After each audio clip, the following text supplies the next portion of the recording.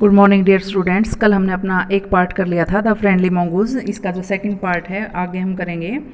The farmer's wife return home from the market carrying a heavy basket. किसान की जो पत्नी थी वो घर वापस लौटी, कहाँ से? मार्केट से, एक भारी सी टोकरी लिए हुए। She found the mongoose at the entrance of the house with blood on his face and पाज। उसने पाया कि नेवला जो है वो एंट्रेंस यानी प्रवेश द्वार पर बैठा हुआ है उसके घर के, और रक्त से उसका चेहरा और पंजे जो हैं वो सने हुए हैं। She jumped to the conclusion, वो तुरंत ही इस निष्कर्ष पर पहुंच गई। कंक्लूजन होता है निष्कर्ष। That it was her son's blood, कि ये उसके बेटे का रक्त है। And the mongoose was the guilty one, और नेवला जो है वो इसका दोषी है।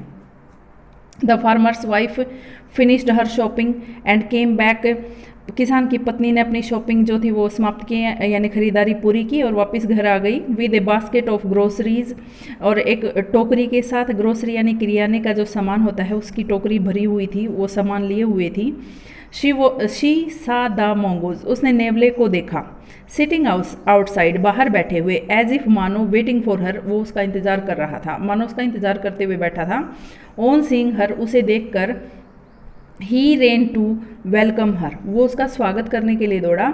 एज वॉज कस्टमरी, जो कि उसकी मतलब आदत में शामिल हो चुका था, ये उसकी दिनचर्या में शामिल हो चुका था कि जैसे ही वो आती है उसका क्या करने के लिए? वेलकम करने के लिए, स्वागत करने के लिए दौड़ता था। The farmer's wife took one look at the mongoose and screamed, किसान की पत्नी ने नेवले की तरफ दृष्टि डाली और स्क्रीम्ड यानी चीखी। ब्लड, रक्त। शी क्राइड, वो चीखी। The face and paws of the mongoose were smeared with blood, नेवले के पंजे और चेहरा, यानी चेहरा और पंजे जो थे वो स्मियर्ड यानी सने हुए थे। किससे? खून से।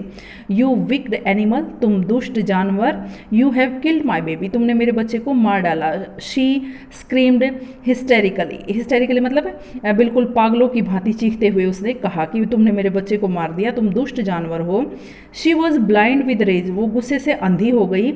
And with all her strength, और अपनी पूरी ताकत के साथ brought down the heavy basket full of groceries, उसने ब्रोट डाउन यानी फेंक दी। क्या? वो भारी जो भरी हुई टोकरी थी ग्रोसरी के सामान की, उसे फेंक दिया। On the blood smeared mongoose, रक्त से सने हुए नेवले के ऊपर। And ran inside to the child's cradle, और अंदर दौड़ती हुई गई कहाँ? बच्चे के पालने के पास, झूले के पास। The baby was fast asleep, बच्चा तो अभी भी बिल्कुल गहरी नींद में सोया हुआ था।